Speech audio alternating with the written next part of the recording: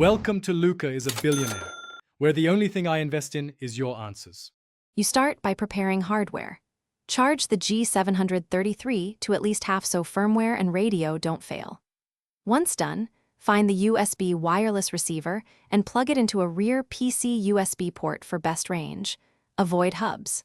Power on the headset and hold the power button for 3 to 4 seconds to enter pairing mode, because the headset won't advertise until you force pairing. Make sure lights blink.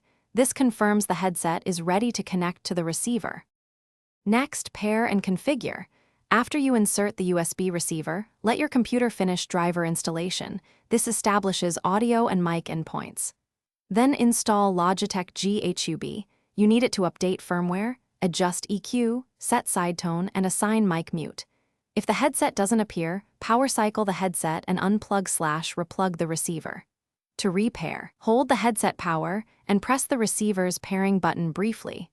This forces a fresh link, so settings in G733 apply correctly. To finish, set the G733 as both output and input in your OS sound settings, so apps use the headset by default.